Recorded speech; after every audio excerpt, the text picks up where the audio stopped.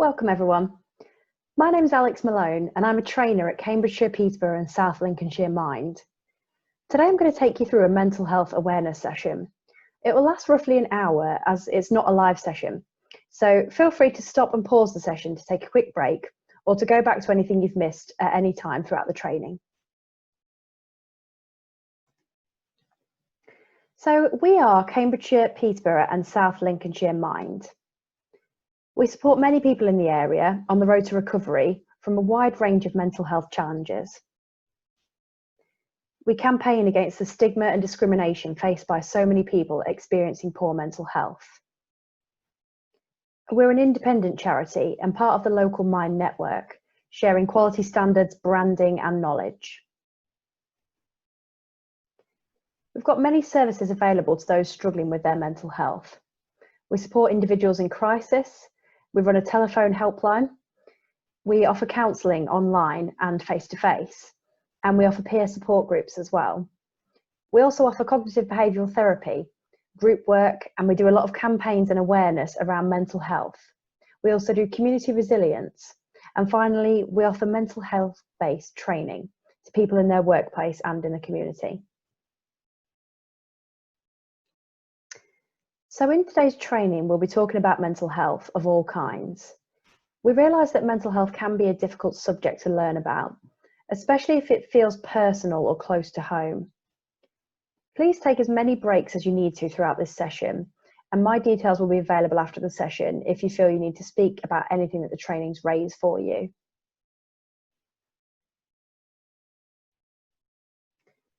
So what we would like to be able to have achieved by the end of today's session is to understand what we mean by mental health, to be able to identify common mental health problems,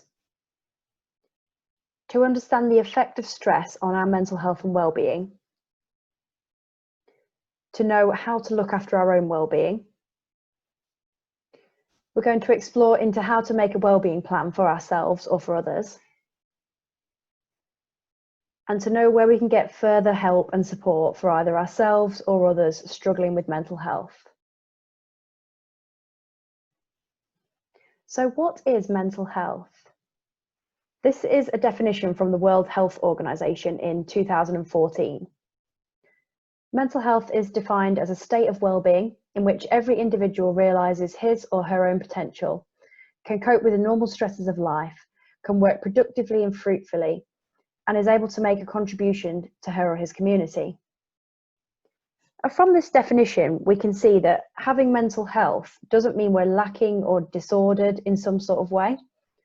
Our mental health is vital for our ability to function. Everyone has mental health. So what's poor mental health? This is when we might hear the term mental health mentioned more often, when someone's struggling or someone has poor mental health. It's a disturbance in the way which a person thinks, feels and behaves. Anyone can suffer with poor mental health at any point in their life. It can be mild, moderate or severe. Poor mental health doesn't really pick or choose. Most of us go through periods where we feel down or anxious, and this is completely common and normal. A diagnosable mental health condition, however, is where symptoms tend to be more severe, they're longer lasting, and they affect our ability to function. There are a wide range of diagnosable mental health conditions. We'll cover a few of them in this training today. When someone's feeling low and their mental well-being is poor, this doesn't necessarily mean that they also have a mental health problem. Our own mental health and well-being can change from day to day and also over longer periods of time. Sometimes it's best described as being on a continuum. So at the top of the continuum, we have optimal mental well-being. And at the bottom, we have poor mental well-being. Then on a different axis, we have no diagnosable mental health condition to a serious diagnosable mental health condition. The axes don't run in the same direction, as we've got no evidence to show that a diagnosed mental health condition can impact our well-being. For example, you might be at optimal mental well-being and have no mental health condition diagnosed, this is a really good place to be. The same person might have no diagnosis of mental health, however, they might have poor well-being at the moment and not be feeling in the best place. They might be feeling stressed or unhappy each day. Equally, someone might have a diagnosable mental health condition, such as depression or bipolar, and they might also be struggling a lot with their well-being. This is not a nice place to be. And lastly, that same person with a diagnosis of depression or bipolar might be coping really well with their condition with medication or a strong support network, and they might consider themselves to have optimal mental well-being. It might be a good idea to have a think about where you are on this continuum. And also, if your position has changed at all since being in lockdown.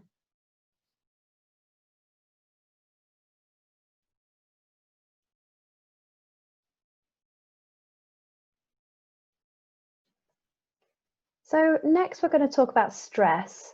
What is stress? We often find it hard to describe stress. We might say things like, I feel stressed, or this is stressful. But what actually is stress? Well, it's a completely natural physical and emotional reaction inside the body. It occurs when we're feeling overwhelmed and unable to cope with pressure or stresses in life, such as work, family, children, that sort of thing. The physical reaction of stress also occurs in our body when we're feeling threatened. This can be when the threat's real, such as a huge bear standing in front of you, or perceived, so when we feel under threat but might not actually be at risk of harm, such as being asked to speak in an important meeting. We also need to note that everyone has a different level of how much stress they can take on at one time, and this level might also change throughout the day, month, year, depending on what else we've got going on and how resilient we're able to be at that time. What we do know is that stress is not a diagnosable mental health condition. You can't go to the GP and get diagnosed with stress, and there's no anti-stress medication that can be prescribed. However, we know that if we're exposed to high levels of stress over long periods of time, it can lead to anxiety and depression. In some cases, stress can be helpful. We need our bodies to experience certain amounts of stress to be able to motivate ourselves and to achieve certain things. Would you bother running for the bus in the morning if you weren't concerned you'd be late for work? Would you stay up all night completing that essay if you weren't worried about failing the course? Stress can be a motivator. But prolonged stress has many effects on our bodies and minds, and it's generally very unhealthy for us to endure for a long period of time. So what do the effects of stress look like? People who have experienced stress are often in fight or flight mode. And fight-flight mode is the body's kind of natural response to something that we've seen as threatening, such as a bear jumping out on you. Obviously, in the modern society, the threat is not likely to be a bear, but the same thing can happen to our bodies when we need to attend an important meeting or speak in public to a large group of people. So a stress reaction in our bodies can often look like this.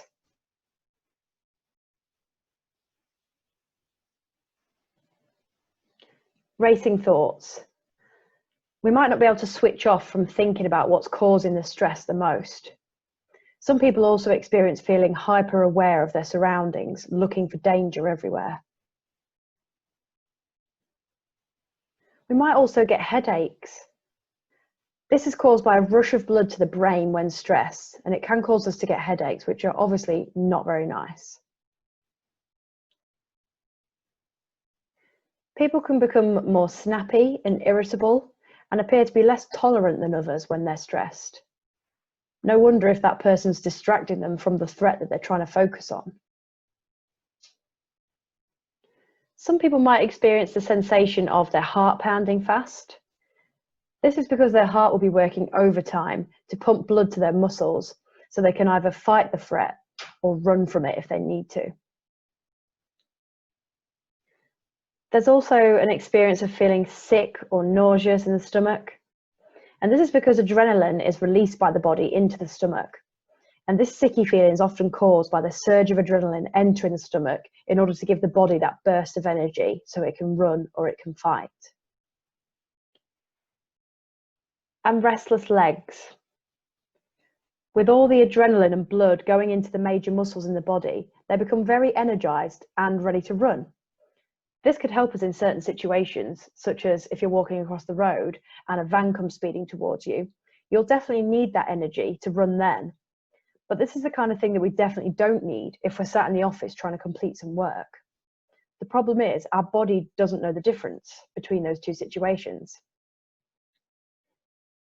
But with all of this going on, it might be really difficult for the body to come out of this state, and we might have trouble sleeping at night.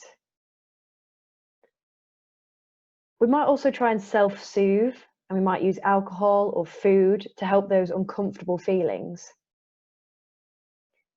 So as you can see, there's so much going on for someone when they've activated their stress response. No wonder prolonged periods of this can make us really unwell. We like to use the stress bucket to talk about how we can let go of stress in a healthy way. If we think of our minds as a bucket, pressure and stresses flow into the bucket. We might develop some healthy coping mechanisms such as exercise or having a long bath to relax our minds. These will help to release the stress from our buckets and keep it streaming out nicely and steadily.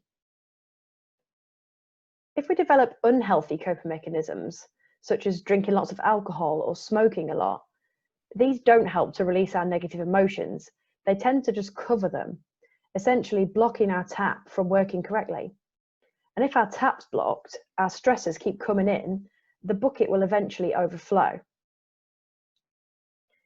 If this happens, we're then at risk of developing more serious problems, such as anxiety and depression. Some of you might have noticed you've been feeling slightly differently since the COVID-19 pandemic, and you might be able to recognise some of the signs of a stress reaction in yourself. With something as unexpected as this, it's really hard for our bodies not to have a stress reaction.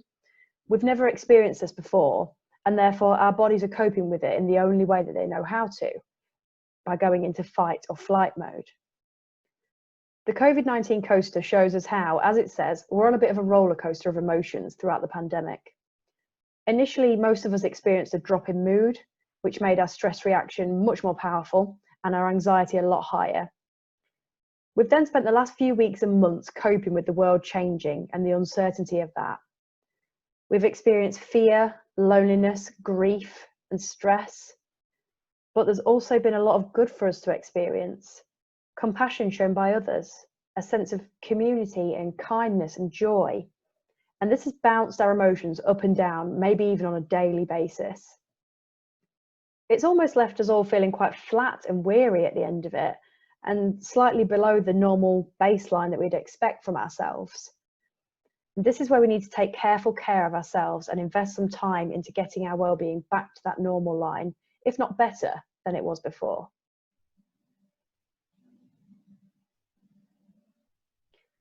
So this video that I'm going to play for you now has some really useful tips on relaxing, which is the best way to release built-up stress from your body and mind, and to reverse that stress response. Here are 8 relaxation tips to help you look after your well-being when you're stressed, busy or worried. 1. Take a break. Take some time away from your normal routines or thoughts. Read a book or magazine, even if it's only for a few minutes. Run yourself a bath, watch a film, play with your pet, chop some vegetables and cook a meal. 2. Focus on your breathing. Learning to breathe more deeply can make you feel a lot calmer and increase your sense of well-being. Breathe in through your nose and breathe out through your mouth. Try to keep your shoulders down and relaxed. Place your hand on your stomach. It should rise as you breathe in and fall as you breathe out. Try counting as you breathe. Start by counting to 4 as you breathe in and 4 as you breathe out. Then work out what's comfortable for you. 3. Listen to music. Listen to your favourite songs. Turn it up and dance or sing along, or put your headphones on and close your eyes. Really listen to the music. Can you pick out different instruments? Can you hear a drum beat or a certain rhythm? Let yourself focus on the music and let other thoughts drift away. 4. Picture yourself in a relaxing place. Think of somewhere relaxing and peaceful. You might choose a memory of somewhere you've been or a place you've imagined. Close your eyes and think about the details of this place. What does it look like? What kind of colours and shapes can you see? Can you hear any sounds? Is it warm or cool? Let your mind drift and your body relax. 5. Try active relaxation. Relaxation doesn't have to mean sitting still. Gentle exercise can help you relax too. Look for a gentle exercise class in yoga, Pilates, or gentle stretching. Take a gentle walk, going at your own pace. You might choose to go for a longer walk, but even a few minutes of walking can help you feel relaxed. 6.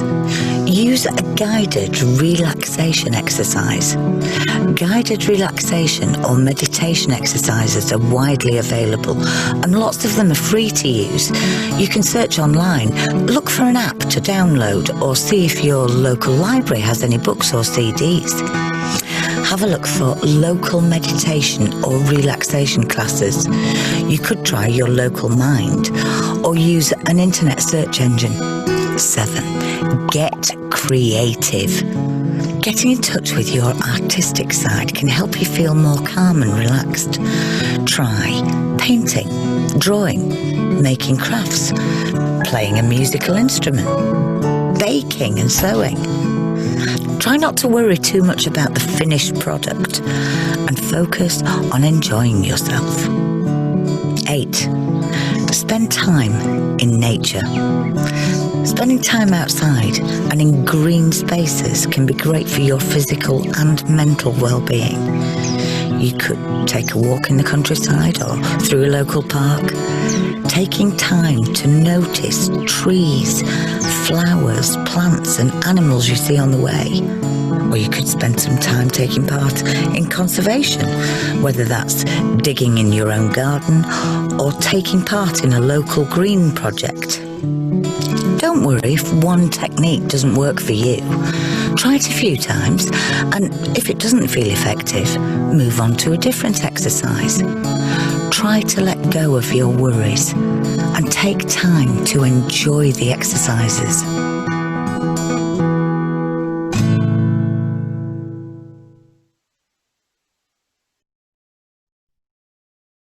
Okay, so some really great tips there. So we're going to spend some time now talking about anxiety and depression. We're going to get a good understanding of what these common mental health conditions are. Firstly, we all feel a bit low or blue sometimes. And we also all feel a level of anxiety at times. This is completely normal. Depression and anxiety become diagnosable conditions when the symptoms are more intense, longer lasting, and when they impact on a person's ability to function. The symptoms can vary widely from one person to another. They can range from really mild to very severe and can be very debilitating. 1 in 4 people will experience depression in their lives, and 1 in 7 people will experience anxiety throughout their lives. Surprisingly, very high odds. So when we talk about anxiety, we often use these symptoms to describe it. A persistent feeling of nervousness or feeling constantly on edge. Not being able to stop or control worrying. having trouble relaxing or being restless often, fearing something awful might happen, being unable to stop racing thoughts, having panic attacks or heart palpitations, headaches, dizziness or confusion, and avoiding situations which make us fearful, such as crowds or social gatherings. And when we talk about depression, we describe it as this: persistently feeling down or low in mood, a loss of interest or pleasure in doing things, sleeping too much or trouble falling or staying asleep, constantly feeling tired or lethargic, poor appetite or even increased appetite, negative thinking cycles resulting in guilt, worthlessness, and hopelessness, trouble concentrating, loss of confidence and self-esteem, and having thoughts of suicide. Just to note here as well, someone might experience a few of these symptoms but not be feeling anxious or depressed. It's when you have more than a few of these symptoms and they're having an impact on your life that it could be considered to be anxiety or depression. So with depression being 1 in 4, that is so common. That is a quarter of us that will experience depression throughout our lives. Next, I'd like to show you a quick video about a man's description of depression using a black dog as a metaphor. It's very accurate and very powerful.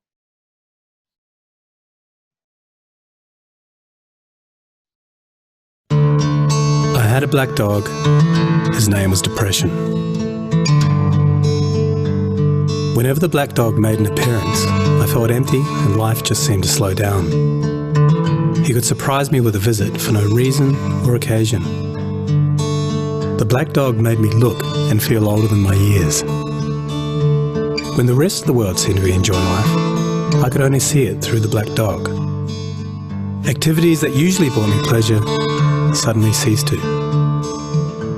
He liked to ruin my appetite.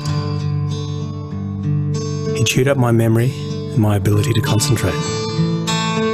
Doing anything or going anywhere with the black dog required superhuman strength. At social occasions, he'd sniff out what confidence I had and chase it away. My biggest fear was being found out. I worried that people would judge me. Because of the shame and stigma of the black dog, I was constantly worried that I'd be found out.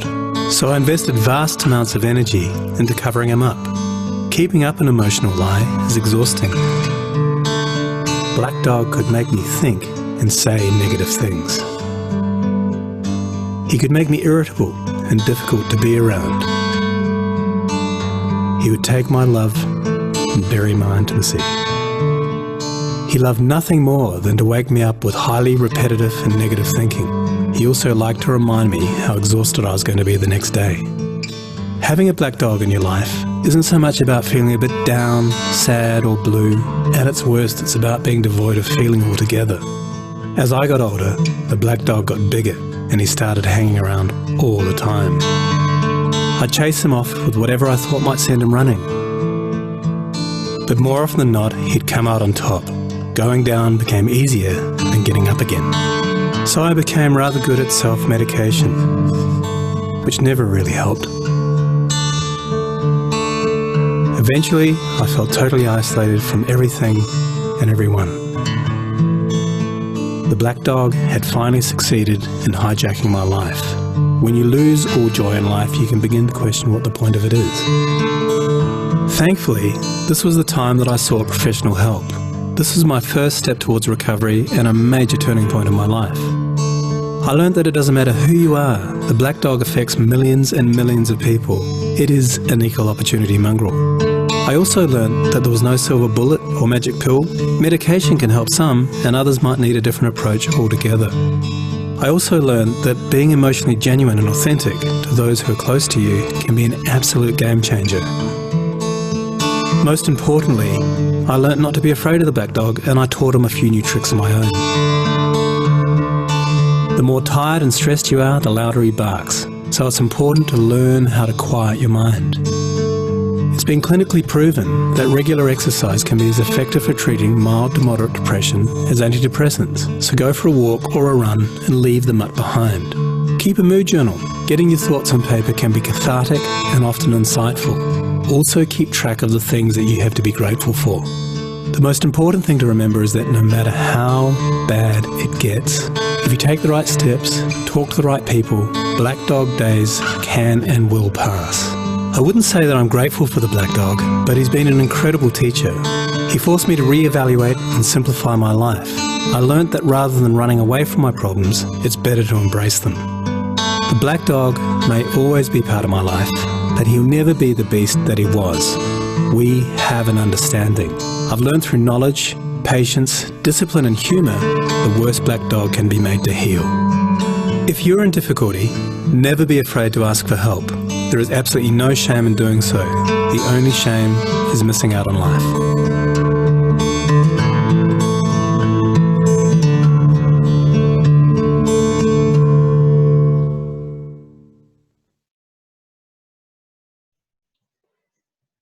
So you might have heard in the video that the man said something like, when you lose all the joy for things in life, you start to wonder what the point is in being here anymore.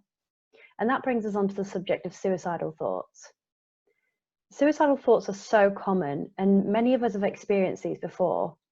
It's thought that 1 in 5 people will experience suicidal thoughts at some point in their life. It might not be the thought, I want to die, that comes to mind, but instead it might have been a, what's the point, or would it be easier if I wasn't here kind of thought. Sometimes thoughts like this just pop into our heads for a second or two, and we're able to brush it off and think about something else. But it's the thoughts that become more and more regular and more powerful that might end up causing us distress. Having suicidal thoughts does not mean you're suffering with a mental health illness. As we said, it doesn't have to be somebody suffering with depression or anxiety or any other kind of mental health illness to have suicidal thoughts. It's more about feeling overwhelmed with life. And if you're having these thoughts, you're more likely to be in emotional pain and just want that pain to go away. If someone is having suicidal thoughts on a regular basis, they might tell you about them. And this doesn't mean that they're less likely to act on these thoughts. Suicide is also a really scary subject to talk about, but don't be afraid to ask about it. It won't make them more likely to do it, and it won't give them the idea. That's a myth. By asking someone if they feel suicidal, they could say, no, I would never hurt myself. Or they might say that they have been thinking about suicide. And at least with it being out in the open, you're able to get them some help. This is the safest way to deal with suicide. Lastly, confidentiality never applies to suicide. If someone's told you they plan to hurt themselves, you can't keep that information a secret. You must tell someone who's able to help that person. There's loads of information about suicide and how to stop it on our Stop Suicide campaign site. Have a look at this when you can for some ideas of how to help someone who's feeling suicidal. So next we're going to discuss other mental health conditions that might be less common than anxiety or depression. Now there's many mental health conditions. It would be impossible to list them all, but we've grouped together some more commonly seen ones into categories here for you to get a better understanding and insight into them. So firstly, we have eating disorders, such as anorexia, bulimia, and binge eating disorder. The main theme of these disorders is in our emotional relationship with food. Food can become a focus for control or distress. You might think that people suffering with eating disorder are severely underweight, which is true of anorexia, but most typically people suffering with binge eating disorder or bulimia will go through cycles of eating large amounts of food and then exercising, vomiting or purging excessively to burn off or to lose those calories again. And they are often normal or even overweight. These disorders are not about the food. They are deep-rooted thought patterns and strict efforts to gain a sense of control over something. and severe punishment if this isn't able to be achieved. Then we have psychotic illnesses, such as schizophrenia and bipolar disorder. These disorders distort or alter our reality. We might see things and hear things that aren't there, or we might believe things to be true when they aren't. These disorders can be very scary and distressing for somebody to experience. There are several different types of schizophrenia, and people often think that someone with schizophrenia is violent, but this is definitely not the case. It can be really scary to see or hear things that aren't there, or to believe that people are trying to hurt you when they're not. And this can cause you to act violently if you feel that you're at risk in these situations.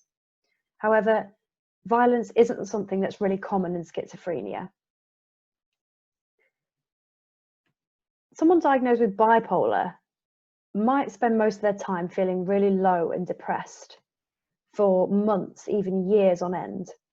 They then also will have experienced an extreme high more than once, where they're feeling like nothing can touch them, and they tend to do lots of risky things, such as spending lots of money, and that could have lasted for weeks or even months on end.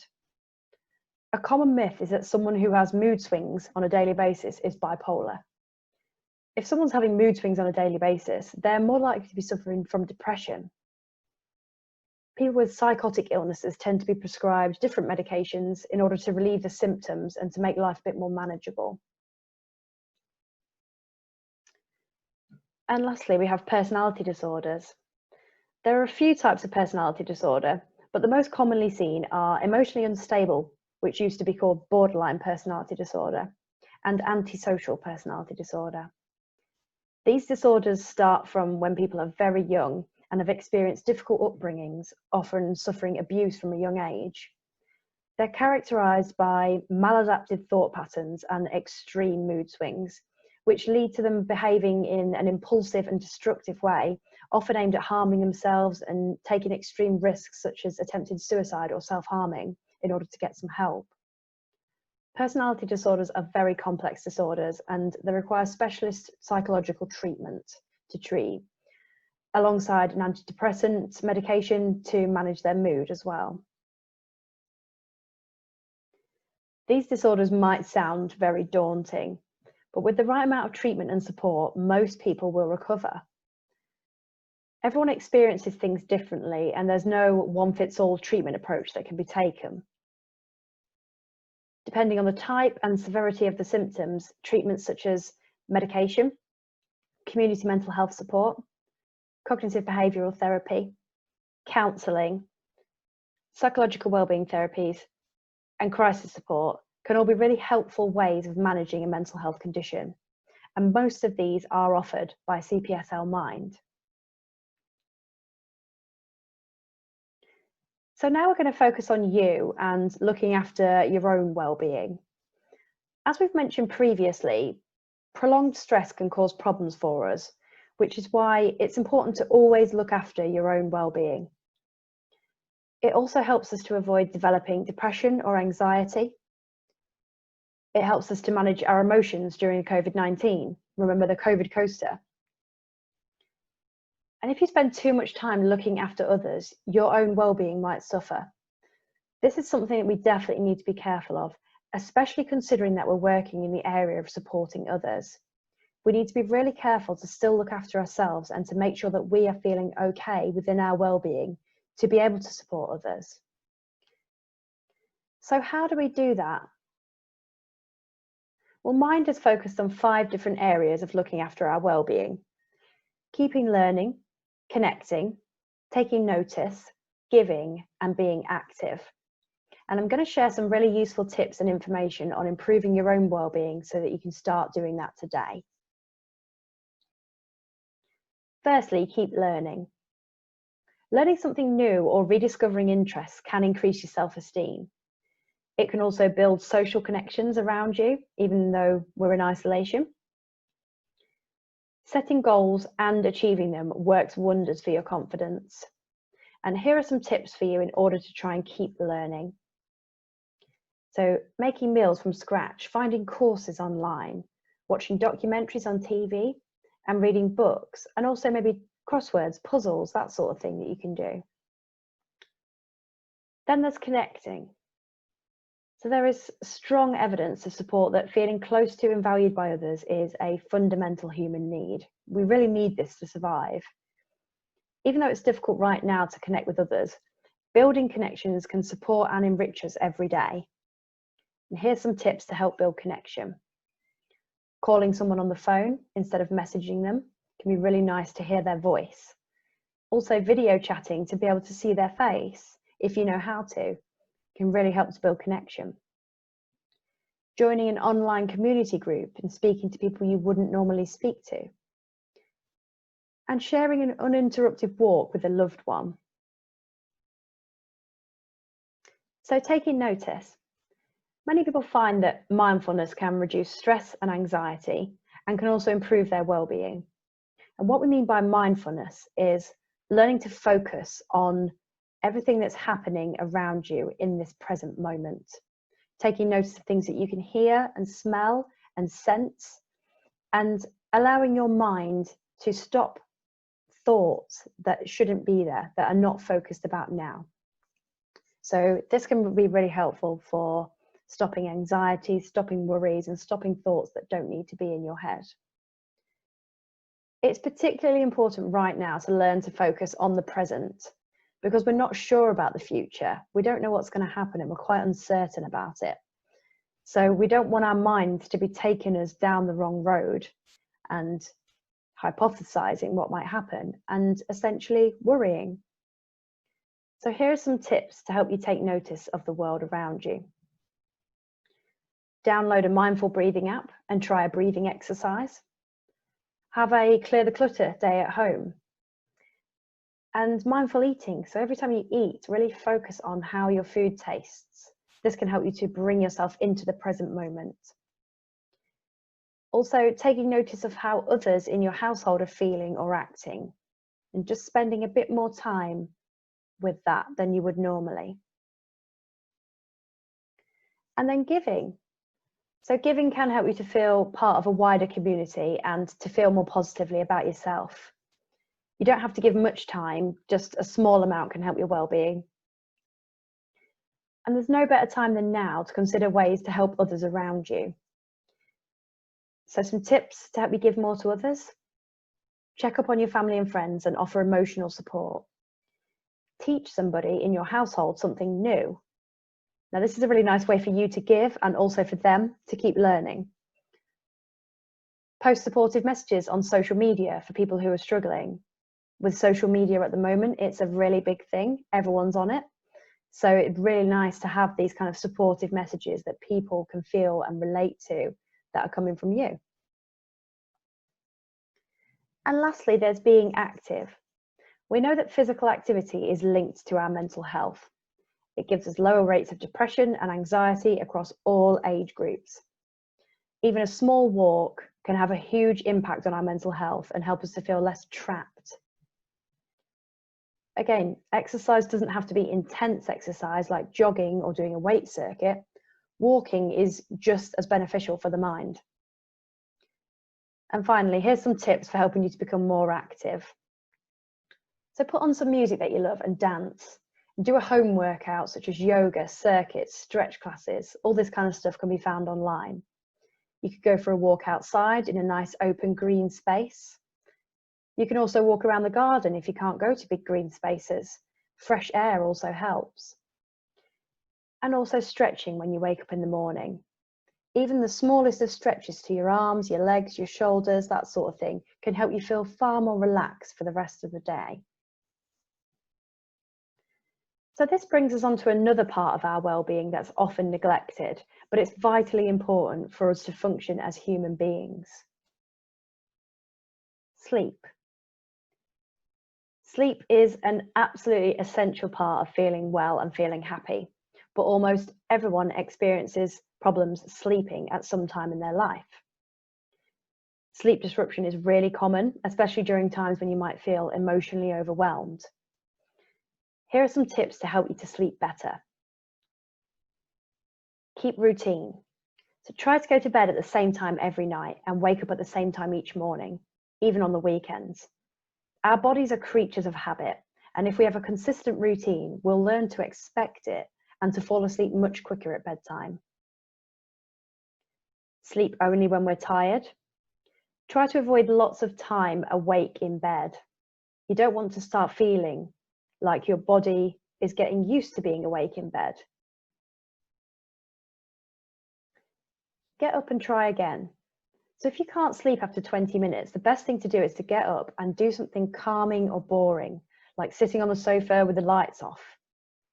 And then when you feel sleepy again, go back to bed and try again to sleep. Make sure that when you do wake up and you do something, you do an activity, make sure it's not anything stimulating or exciting, because that will wake you up. Avoid caffeine and nicotine. So we know that these are both stimulants, which can keep you awake and interfere with your ability to fall asleep. Try to avoid these 4 to 6 hours before bedtime. Avoid alcohol. Lots of people believe that alcohol helps you to sleep. It does help you to fall asleep, but it interrupts your sleep cycles once you are asleep, which means your body and your mind are not having the chance to fully rest and to reach that deep sleep stage. This is why when we have been heavily drinking, we wake up feeling really tired the next day, no matter how much sleep we seem to have had. Bed is for sleeping. So try not to use your bed for anything other than sleeping and sex, so that your body becomes to associate bed with sleep. If you use bed as a place to watch TV, to eat, to read, to work on your laptop, to pay bills and that sort of thing, your body will struggle to learn this connection. And make the right space. So this is about watching your environment. Make sure your room is cool with enough quilts and blankets to keep warm under. And make sure that there isn't any artificial light or noise coming in that could disturb your sleep. Try a sleep ritual. This is another way of convincing your body to prepare itself for sleep. Some people like to take a bath before bed. The change in temperature from hot to cold when you get out of the bath tells the body to become sleepy. Some people also listen to breathing or mindfulness exercises before bed to help calm their thoughts down before they sleep. And try not to nap. It's best to avoid taking naps during the day to make sure that you're tired at bedtime. If you can't make it through the day without a nap, make sure that it's for less than an hour and it's before 3 p.m. in the afternoon. And don't clock watch. People who struggle to sleep tend to clock watch way too much. This is one of the most unhelpful things you can do when you wake up, especially if you use your phone to check the time, as the bright light, even for half a second, will tell that your body to wake up.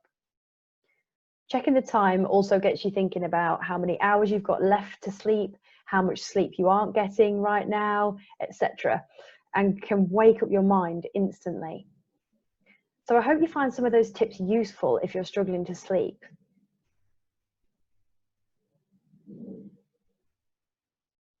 So making a wellbeing plan. When we're considering our own well-being, there's a lot of information out there to help us.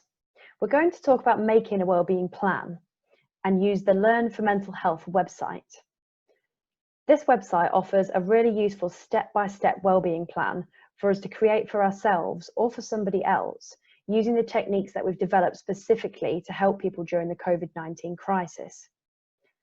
The wellbeing plans include emergency reboot strategies, daily 30-second activities that somebody can do just to increase their mood, daily 3-minute activities that can also be used to increase mood throughout the day, and then 30-minute activities that can be done every day. It also includes one weekly luxury 30-minute activity, something for somebody to really enjoy and spend some time on. It also has ways to look after ourselves, so sleep, diet and exercise and that sort of thing included. And there are emergency contacts if we're feeling overwhelmed, so people that you can write down to speak to if you need to. All of the suggestions that are on this website for the 3330 activities, the luxury activities and emergency contacts, They're all focused on people who are in our current situation. So we definitely recommend that you have a look at this. Anyone at all can make a wellbeing plan. Even if you're not feeling like your wellbeing slipped, it's a good thing to have with you as a safety measure if you do start to feel worse. You can also refer other people to the website to create their own wellbeing plan. And it can be made on a laptop, on a computer, or a mobile phone, so it can be carried around with them if they ever need to see it whilst they're out, or they just need it there quickly. It's also a really, really good activity to do with people over the phone if you're offering telephone support. And just giving them a few ideas and referring them to the website can be really helpful to help them to look after their mental health and well-being.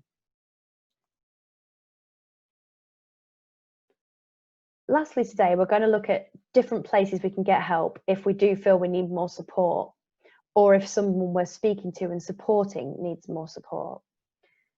These are several places in the local area that offer different kinds of support depending on what they need.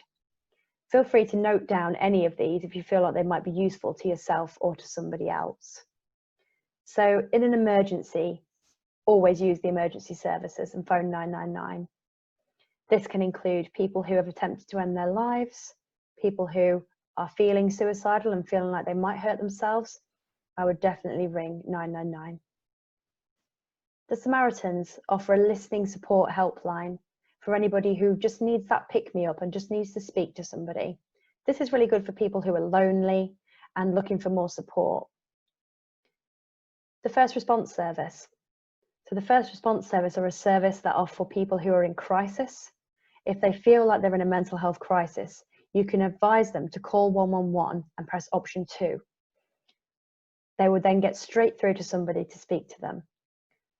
Otherwise, they can go to A&E and be assessed by a mental health professional there. You can also support that person to access their GP. So by going to the GP, if it's not urgent, the GP can open up the door to many other services that they'd be able to gain access to. And there's self-referral to mental health services. So the IAPT services in the area offer therapies for low to medium level depression and anxiety.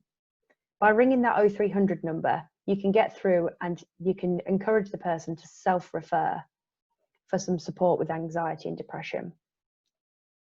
Then we have counselling and wellbeing services offered by us at CPSL Mind. The website link is there, so if you want to go and look on the website, you can see what services we offer. We also have the contact details for our training team, and if you want to speak to us, just let us know at any point and we can tell you what we've got available. And lastly, there's learnformentalhealth.com, which is the website we were just talking about, to make wellbeing plans and to do these kind of things with people over the phone if they need it.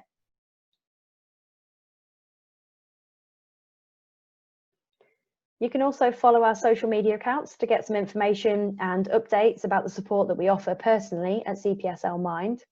We're on Facebook, Instagram, Twitter and LinkedIn. And we have the general CPSL Mind page, the Stop Suicide campaign and the Stress Less campaign currently running. All of these things can be really helpful for yourselves or for somebody that you're supporting to look into and to find tips on how to look after their well-being. And finally, I just want to say thank you. Thank you for listening today, and I hope you enjoyed the session.